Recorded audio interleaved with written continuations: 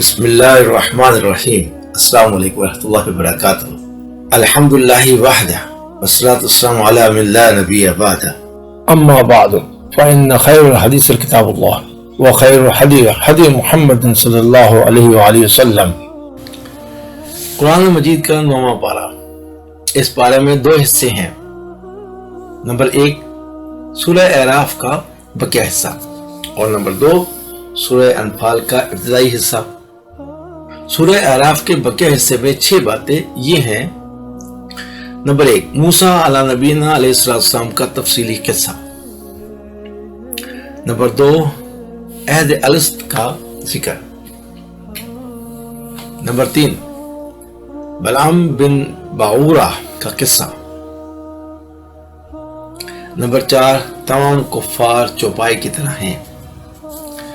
Number 5 قیامت کا علم کسی کو نہیں۔ نمبر 6 قرآن کی عظمت۔ بلعام بن باعورہ کا قصہ۔ فتح مصر کے بعد جب بنی اسرائیل کو قوم جبارین سے جہاد کرنے کا حکم ملا تو جبارین ڈر گئے اور بلعام بن باعورہ کے پاس آئے کہ کچھ کرو۔ بلعام کے پاس اسم اعظم تھا۔ اس نے پہلے تو اس کی مدد سے منع کیا، مگر جب انہوں نے رشوت دی تو یہ بہک گیا اور حضرت موسیٰ علیہ السلام اور بنی اسرائیل کے خلاف بد دعائیہ کلمات کہنے شروع کیے، مگر اللہ تعالیٰ کی قدرت کہ وہ کلمات خود اس کے اور قوم جبارین کے خلاف نکلے۔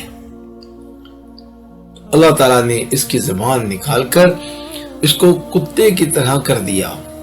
نمبر 2 سورہ انفال کا جو ابتدائی حصہ ہے، اس پارے میں 3 باتیں یہ ہیں۔ نمبر 1 غزوہ بدر اور مال غنیمت کا حکم۔ نمبر 2 مومنین کی 5 صفات۔ نمبر 3 6 بار مومنین سے خطاب۔ مومنین کی 5 صفات یہ ہیں: خشیت، نمبر 2 تلاوت، نمبر 3 توکل، نمبر 4 نماز، نمبر 5 سخاوت۔ 6 بار مومنین سے خطاب۔ آیت نمبر 14 اے ایمان والو، میدان جنگ میں کفار کے مقابلے سے پیٹ نہ پھیرنا۔ آیت نمبر 20 اے ایمان والو، اللہ اور اس کے رسول کی اطاعت کرو۔ آیت نمبر 24 اے ایمان والو، اللہ اور رسول جب کسی کام کے لیے بلائیں تو ان کا حکم قبول کرو۔ آیت نمبر 27 اے ایمان والو، نہ اللہ اور رسول سے خیانت کرو، نہ اپنی امانتوں میں۔ آیت نمبر 29